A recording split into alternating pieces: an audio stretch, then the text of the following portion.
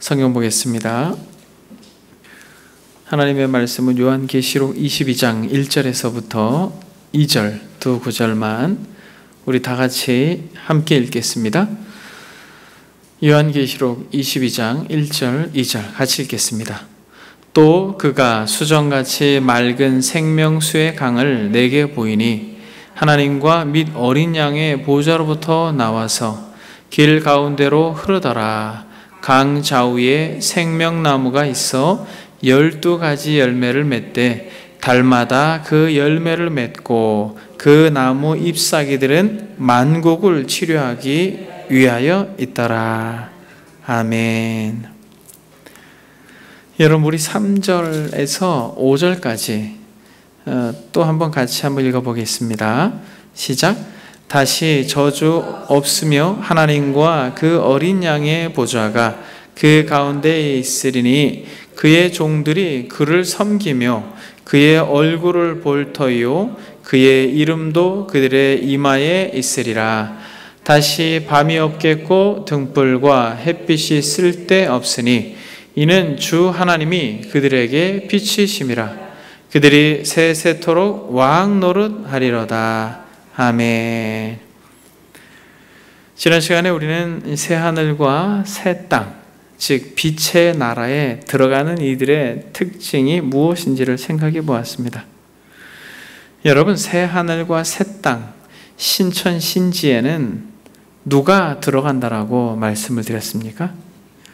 이 신천 신지에는 바로 우리가 읽은 오늘 본문 그 바로 윗절에 27절에 보니까 무엇이든지 속된 것이나 가증한 일 또는 거짓말하는 자는 결코 그리로 들어가지 못하되 오직 어린 양의 생명책에 기록된 자들만 들어가리라 라고 말씀합니다.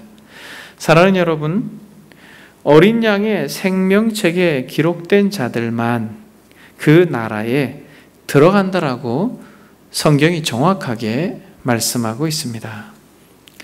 저는 지난 시간에 어린 양의 생명책에 기록된 자들의 특징 3가지를 여러분들과 살펴보았는데 혹시 기억나십니까? 어린 양의 생명책에 기록된 자들, 이들은 첫 번째는 왕 같은 제사장처럼 이 땅을 사는 자들이라는 거예요. 이 땅을 살아갈 때 사람들은 세상의 종처럼 살아갑니다.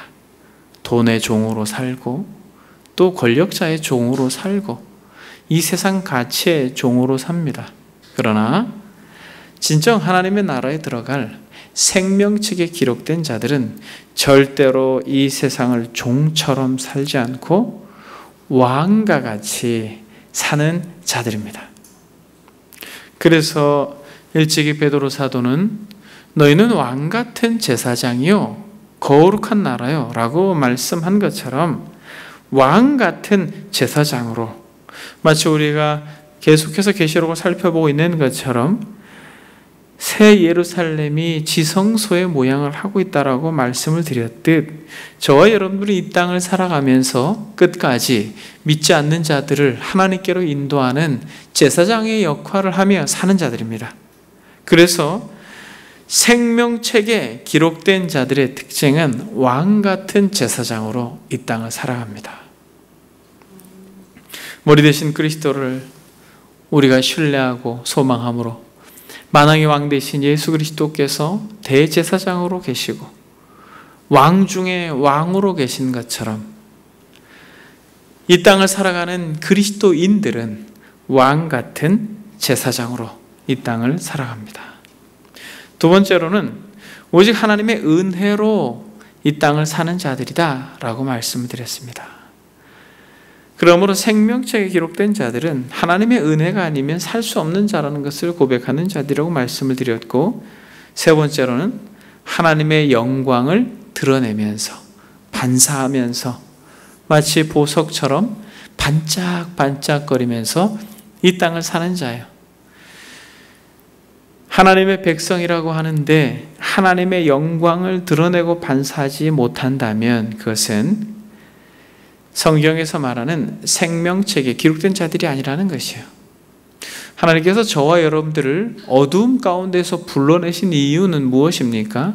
하나님의 아름다운 덕을 선전하고 드러내라고 하는 것이라고 말씀을 드리기 때문에 이 땅을 살아가는 그리스도인들의 삶의 궁극적인 목적은 바로 하나님의 영광이다라는 거예요.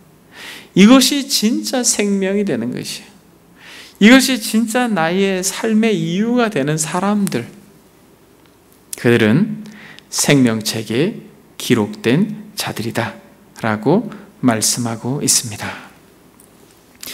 여러분, 오늘은 이 새 하늘과 새 땅에 대하여서 우리가 살펴볼 건데, 오늘은 이 새 예루살렘을 무엇으로 묘사하고 있습니까? 새 예루살렘을 마치 새 에덴과 같이 묘사하고 있습니다.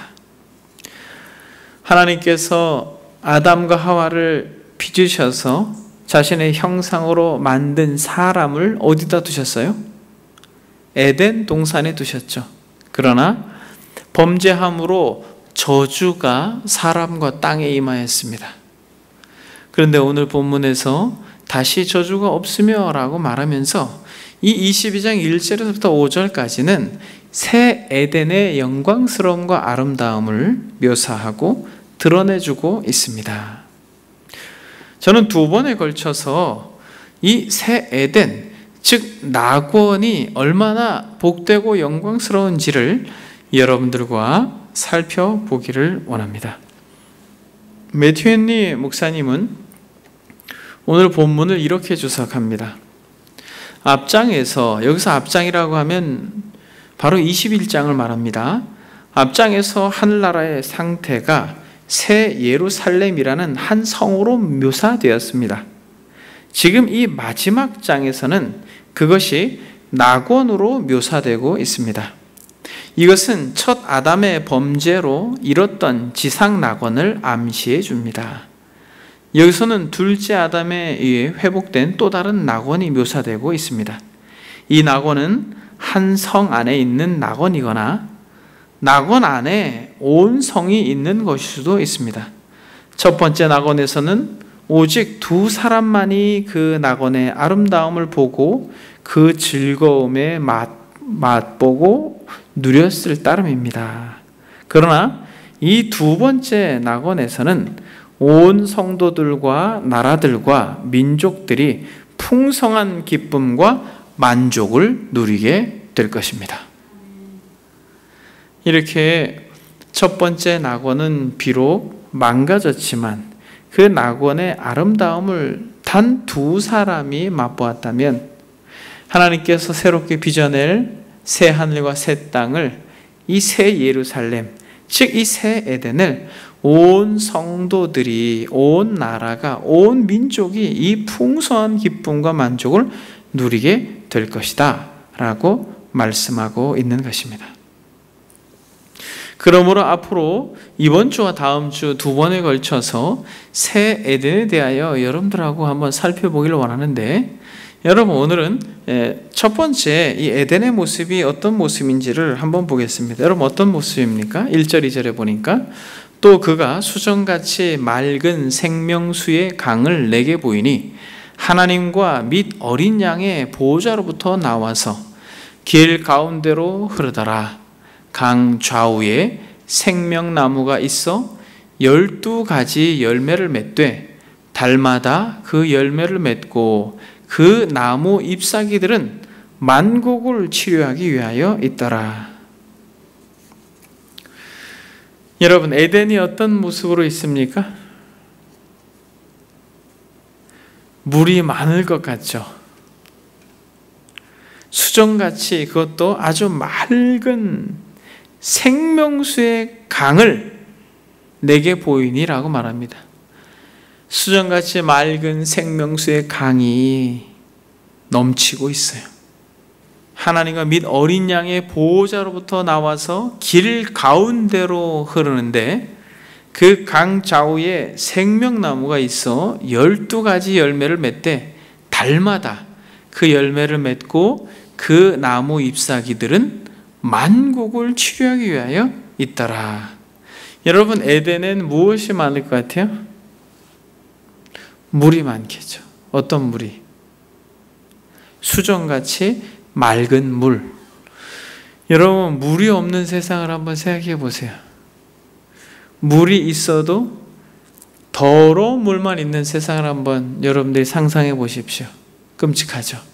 그런데 새 에덴은 맑은 물이 넘쳐서 과실수를 풍성하게 맺히게 한다라고 성경은 이야기하고 있습니다. 여러분, 한번 창세기를 한번 보겠습니다. 이 에덴의 회복이다, 이 새 에덴의 모양이다 라고 여러분들에게 말씀을 드렸는데, 여러분 창세기 2장 10절 한번 보겠습니다.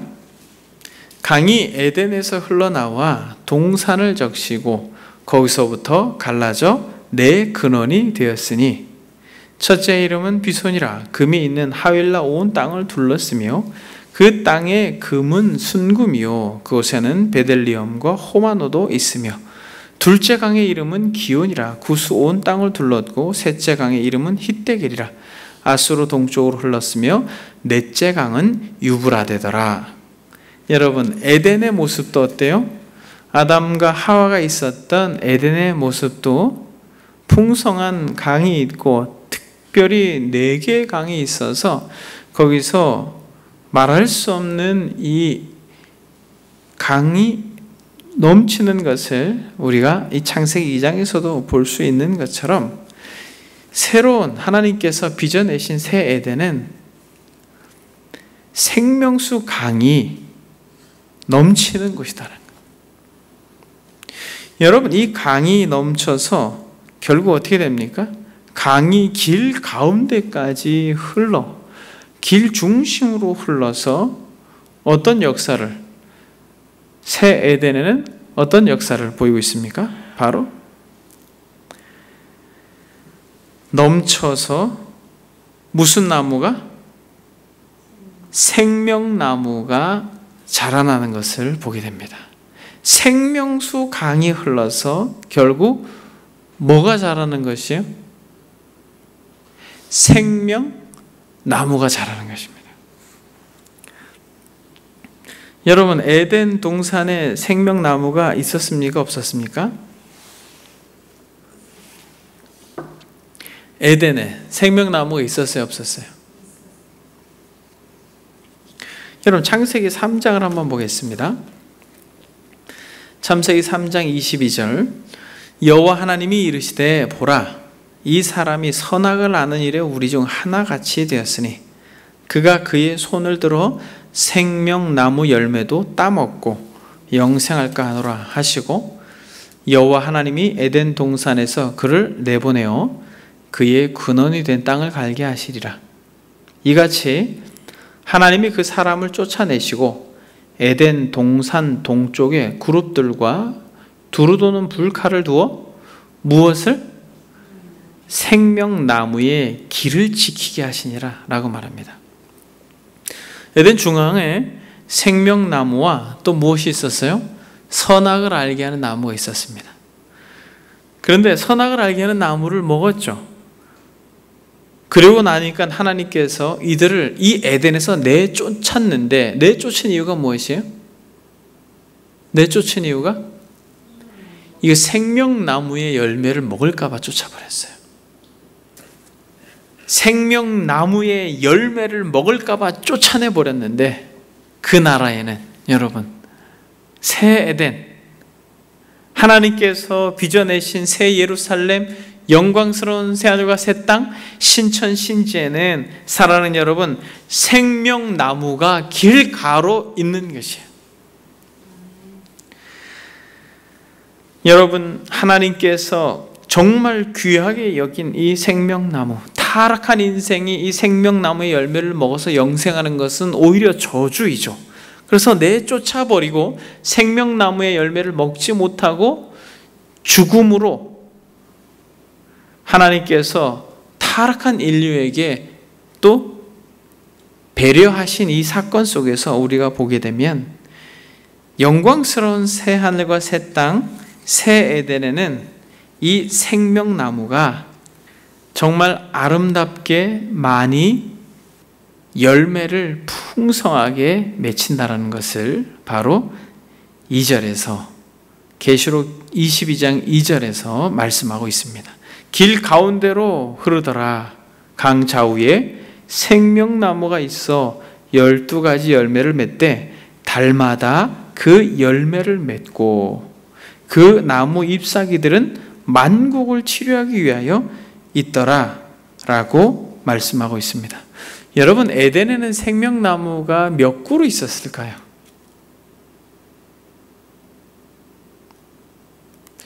선악을 알게 하는 나무가 한 그루 있지 않았을까 생각을 합니다. 그렇다면 생명나무 역시도 한 그루이지 않았을까 그렇게 감히 생각을 해봅니다. 그런데 여러분, 이 계시록 22장 2절에 보니까 이 생명나무가 몇 그루 있을 것 같아요? 생명나무가 이 생수의 강이 흘러가는 그 길목에 아주 많이 있을 거라는 거예요.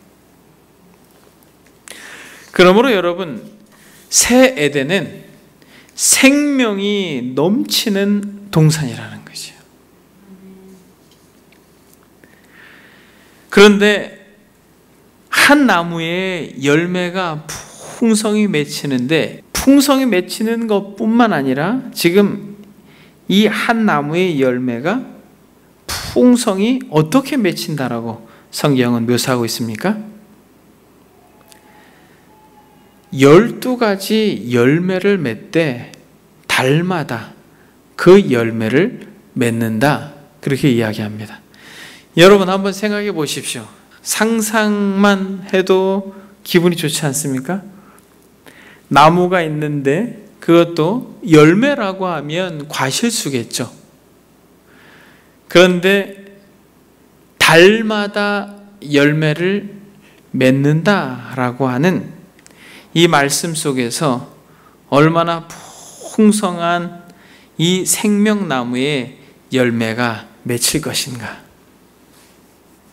어떤 학자는 이렇게 말합니다. 마치 거듭난 한 성도에게 성령의 열매가 다양하게 맺히듯 이 생명나무의 열매가 달마다 같은 열매가 아니라 다양한 열매가 맺힐 것이다 라고 그렇게 주석하기도 합니다.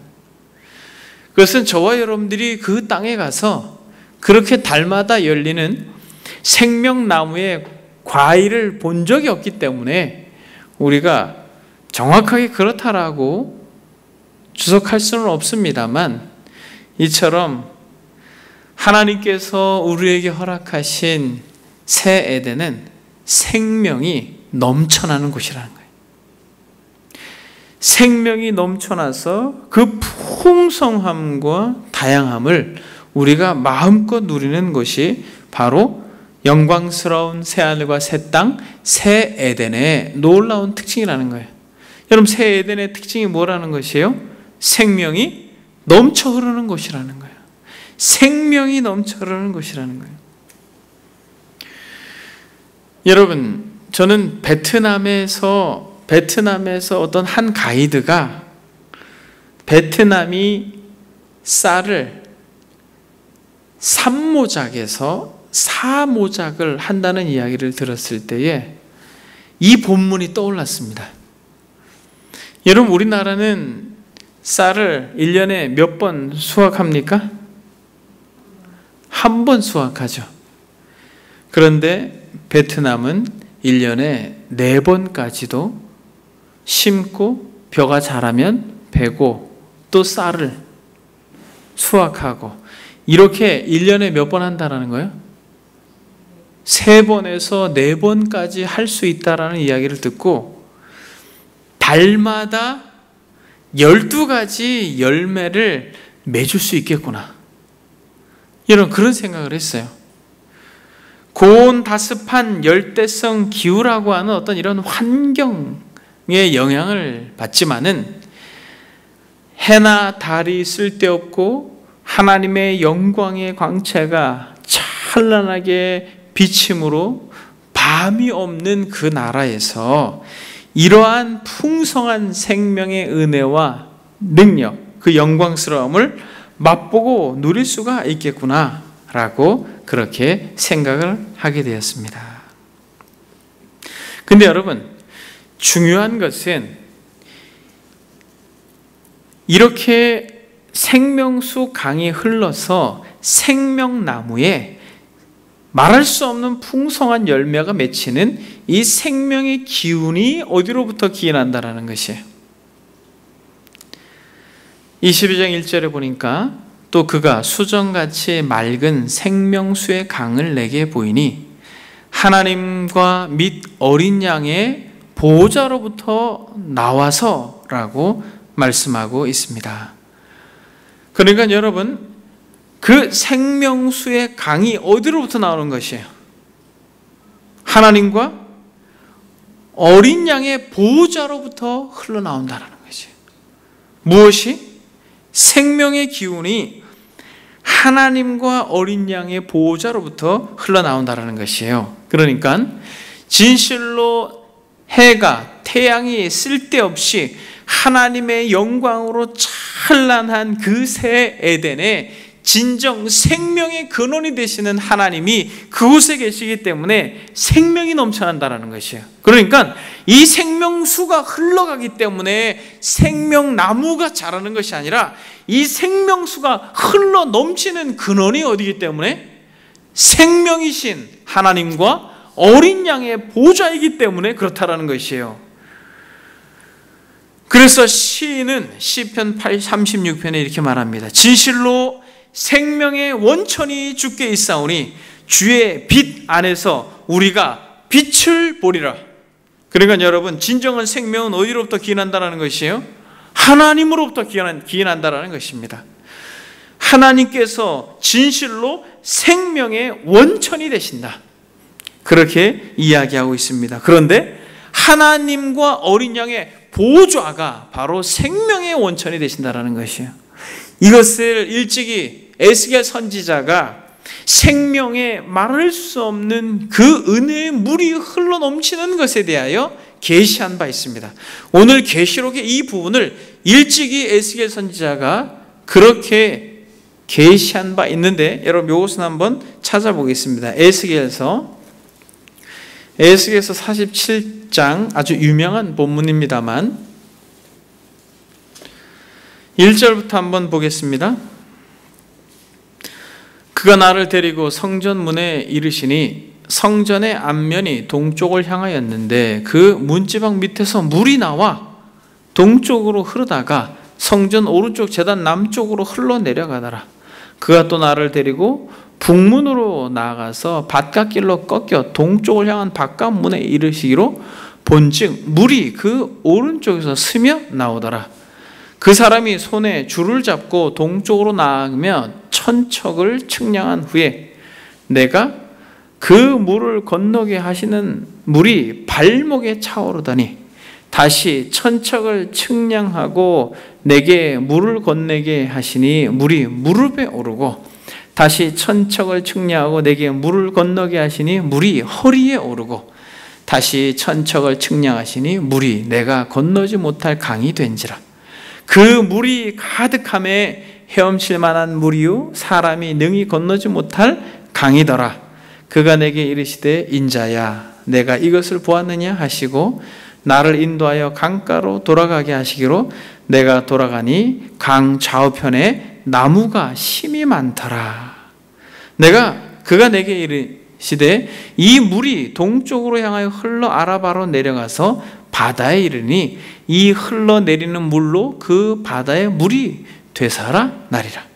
이 강물이 이르는 곳마다 번성하는 모든 생물이 살고 또 고기가 심히 많으리니 이 물이 들어감으로 바닷물이 되살아 나겠고 이 강이 이르는 각처의 모든 것이 살 것이며 또 이 강가에 어부가 설 것이며 엔게디에서부터 에네글라임까지 그 물 차는 곳이 될 것이라. 그 고기가 각기 종류를 따라 큰 바다에 고기같이 힘이 많으려니와. 여러분 12절 같이 한번 읽어보겠습니다. 시작. 강 좌우가에는 각종 먹을 과실 나무가 자라서 그 잎이 시들지 아니하며 열매가 끊이지 아니하고 달마다 새 열매를 맺으리니 그 물이 성소를 통하여 나옴이라. 그 열매는 먹을 만하고 그 잎사귀는 약재료가 되리라. 여러분 보십시오. 계시록의 말씀을 그대로 에스겔이 하고 있는 것이에요. 강 좌우에는 각종 먹을 과실나무가 자라서 그 잎이 시들지 아니하며 열매가 끊이지 아니하고 달마다 새 열매를 맺으리니 라고, 여기서는 달마다 새로운 열매를 맺으리라 라고 말하고 있습니다. 그 물이 성소를 통하여 나옴이라. 그 열매는 먹을 만하고 그 잎사귀는 약재료가 되리라 라고 이야기합니다. 사랑하는 여러분, 에스겔의 환상 가운데 성소에서부터 물이 흘러내리는 것이에요. 성소에서부터 물이 흘러내립니다. 물이 흘러내려서 어떤 일이 벌어져요? 죽은 강이 살아나고 죽은 바다가 살아나고, 여러분, 죽어있는 것들이 살아나는 것을 본문은 이야기하고 있습니다. 이 강물이 이르는 곳마다 번성하는 모든 생물이 살고 또 고기가 심히 많으리니 이 물이 흘러 들어가므로 바닷물이 되살아나겠고 이 강이 이르는 각처에서 모든 것이 살 것이다 라고 그렇게 이야기하고 있습니다. 사랑하는 여러분, 이 물이 어디로부터 흘러나온다고 이야기합니까? 이 물이 성소를 통하여 나옴이라 그렇게 이야기합니다. 바로 하나님과 어린 양의 보좌로부터 이 물이 흘러나와서 이렇게 놀랍게 죽어있는 것들을 살린다라고 말하고 있는 것이에요. 이 놀라운 에스겔의 환상이 결국에는 이 요한계시록 22장에 말씀하고 있는 새 에덴을 묘사하면서 진정 영광스러운 하나님의 나라는 바로 보호자로부터 흘러나오는 그 생수로 인하여서 말할 수 없는 풍성한 생명을 누리고 맛보는 곳이 에덴이다, 그렇게 말씀하고 있는 것입니다. 시인은 시편 54편 하나님은 나를 돕는 이시며 주께서는 내 생명을 붙들어 주시는 이시니라 라고 그렇게 이야기하고 있습니다. 결국에는 여러분, 이 땅은 생명이 어때요? 다 죽어갑니다. 시간이 지나면서 사람들도 죽고 모든 것이 시간의 흐름 따라서 다 죽어가지만, 사랑하는 여러분, 영광스러운 새하늘과 새 땅, 새 예루살렘, 이 새 에덴은 죽는 곳이 아니라 사는 곳이에요. 생명이 넘치는 것입니다. 거기서는 죽지 않아요. 영원히 살 것입니다. 왜냐하면 바로 하나님께서 말할 수 없는 그 생명의 기운을 생수로부터 흘려보내고 그것에서부터 자란 열매의 생명나무가 많은 열매를 맺힘으로 인해서 그것을 먹고 누리는 인생들은 영생할 것입니다. 그래서 여러분, 그 나라는 본문에서 보니까 그 열매도 소중하지만 그 나무 잎사귀들은 뭐라고 말합니까? 만국을 치료하기 위하여 있다라고 이야기합니다. 여기서 만국을 치료하기 위해 있다라고 하는 것은 이 세상을 살면서 겪었던 모든 아픔과 고통, 괴로움으로부터 진정한 자유와 회복을 노래하고 있는 것입니다.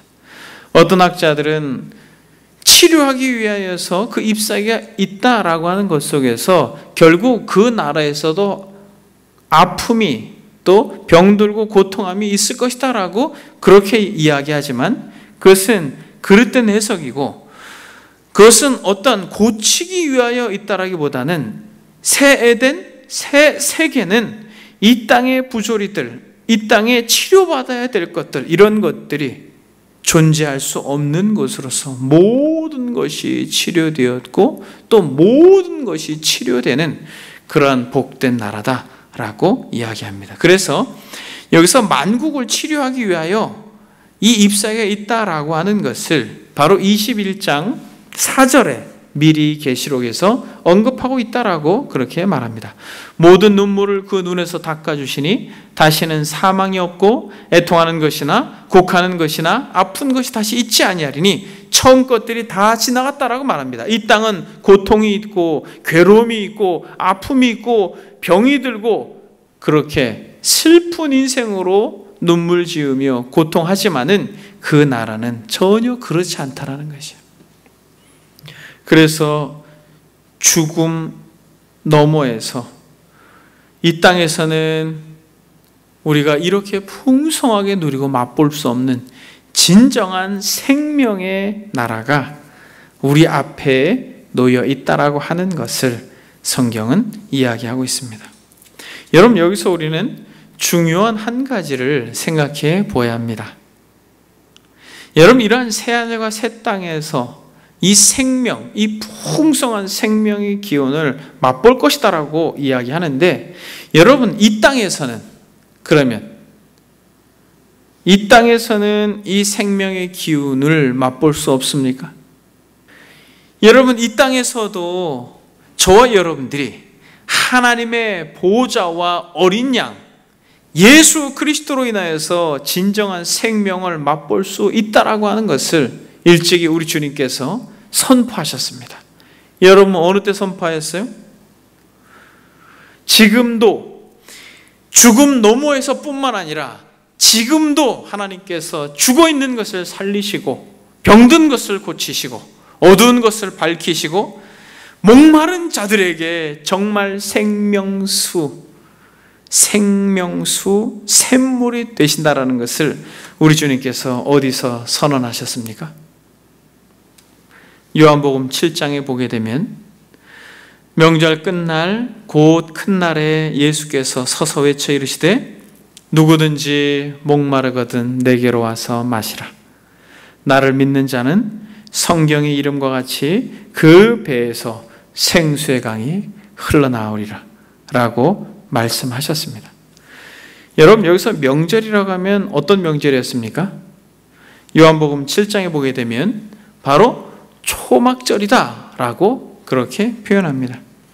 이 초막절이라고 하는 것은 이스라엘 백성들이 40년 동안 광야를 지날 때에 장막을 치면서 생활을 함으로 그 어려운 광야 생활을 잘 지낼 수 있도록 하나님께서 은혜를 베풀어 주신 것을 기념하기 위해서 이 초막절, 즉 장막절, 수장절이라고 하지만은 이 절기를 지나는데, 여러분, 이 절기 때에 어떤 행사를 했다고 여러분들에게 말씀드렸습니까? 혹시 여러분 기억나십니까? 실로암 못에 가서 물을 길러서 이 성전에다가 붓는 의식을 했어요. 계속 실로암 못에 가서 물을 떠서 그 성전에다가 물을 붓는 거죠. 성전에서 물이 흘러나오겠죠. 에스겔의 환상과 같은 모양이 그렇게 되는 것이에요. 성전에 갖다 물을 붓고 계속해서 이 실로암 못에 가서 물을 떠서 붓고 하고 하는데 명절 끝날이 됐어요. 일주일 정도를 그렇게 하는데 명절 끝날에는 성회로 모이는데, 여러분, 명절 끝날이 됐어요. 명절 끝날에 우리 주님께서 서서 외치는 것입니다. 누구든지 목마르거든 내게로 와서 마시라.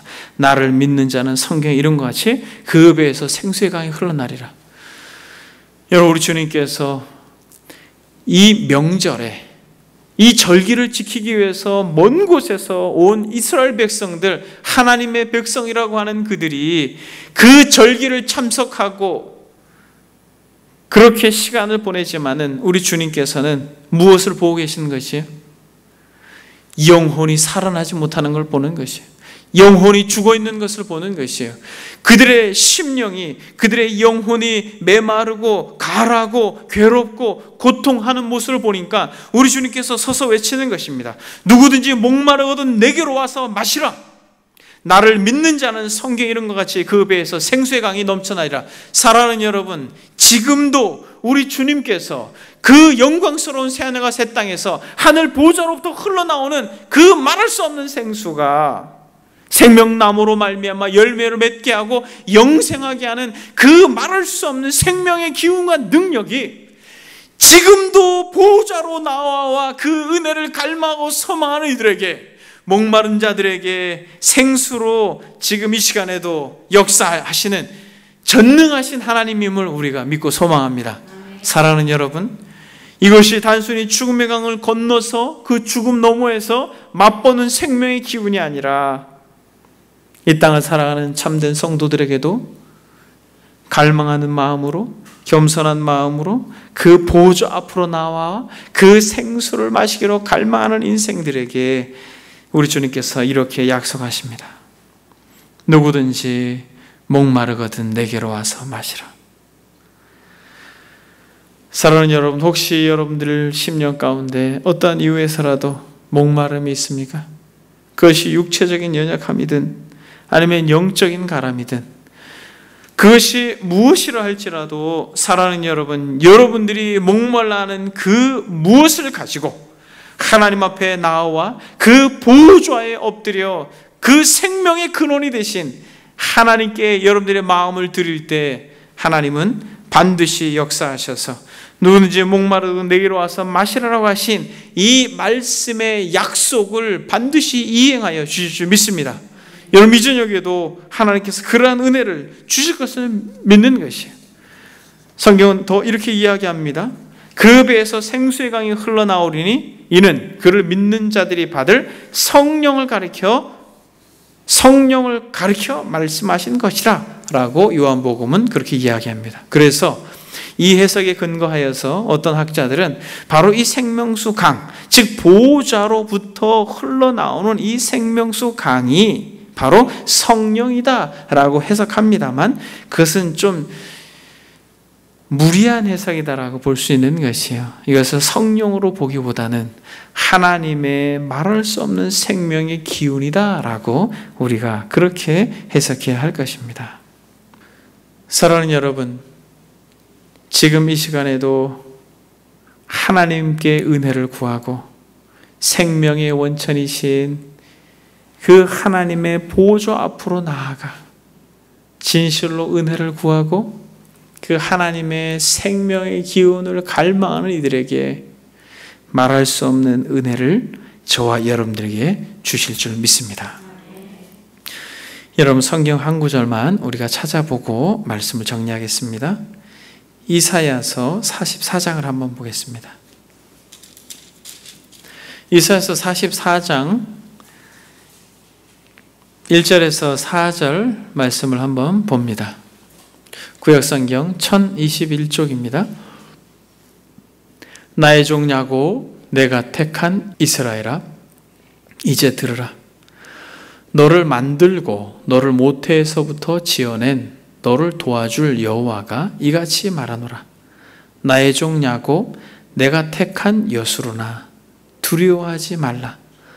나는 목마른 자에게 물을 주며 마른 땅에 시내가 흐르게 하며 나의 영을 내 자손에게 나의 복을 내 후손에게 부어주리니 그들이 풀 가운데에서 솟아나기를 시냇가에 버들같이 할 것이라.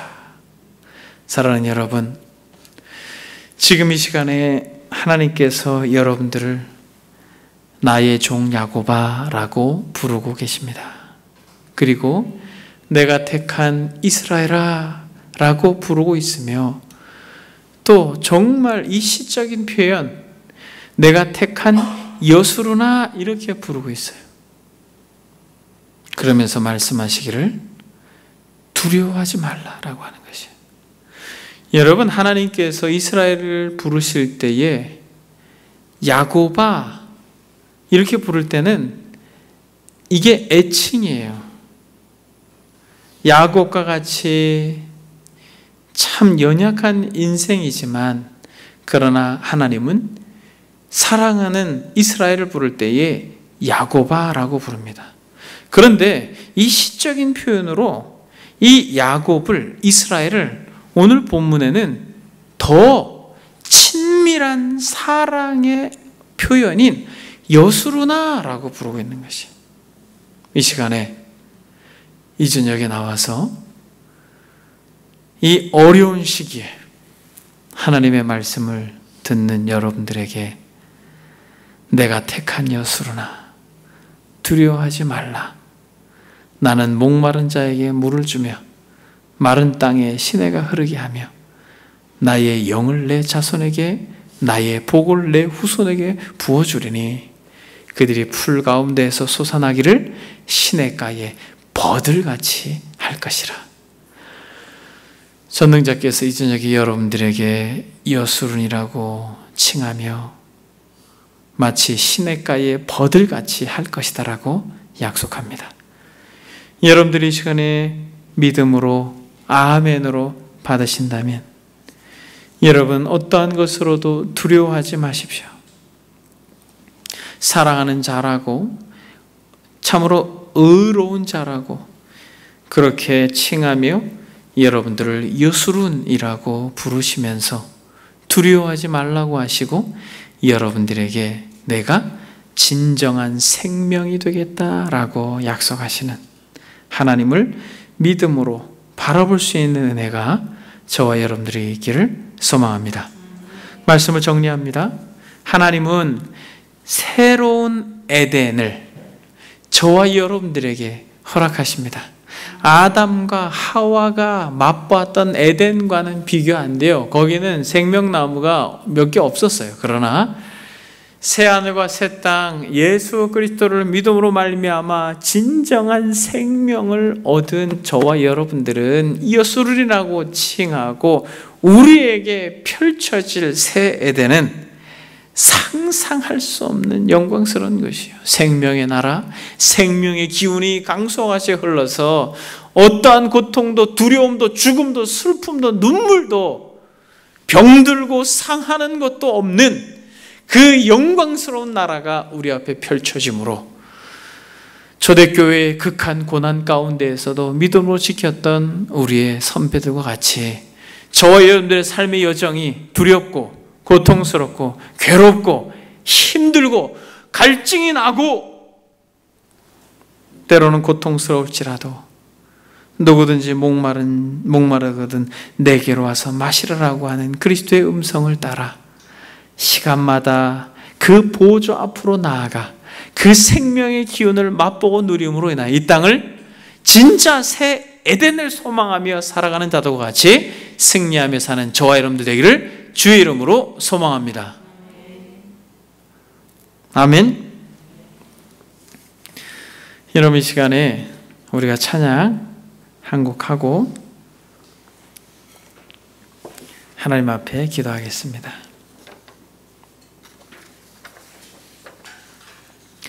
하나님의 사랑을 사모하는 자, 마스크를 차고 있기 때문에 참 찬양하는 게 불편하고 기도하는 게 불편할 것이라고 생각을 합니다만 여러분들이 비록 큰 목소리로 하나님을 찬양하지 못할지라도 오히려 여러분들의 중심으로 하나님을 찬양하고 기도하는 복된 시간이 되기를 바랍니다.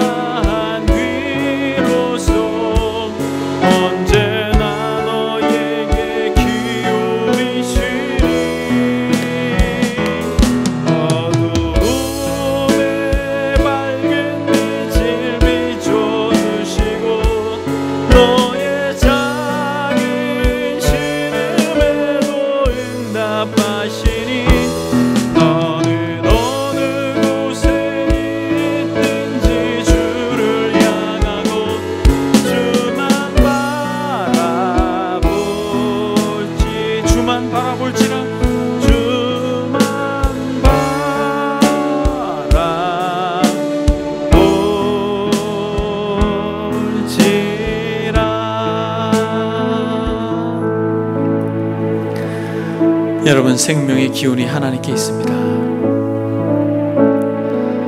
여러분들이 죽어가는 그 어떠한 부분에 고통하며 괴로워하며 정말 신음할지라도 이 시간에 하나님 보좌 앞으로 가서 생명의 기운이 되시는 하나님께, 생명의 근원이 되시는 하나님께, 생명의 원천이 되시는 전능자께 여러분들의 마음을 아뢰고 소원을 구하면 하나님께서 반드시 회복시켜 주시고 은혜를 주실 것입니다. 들은 말씀 생각하면서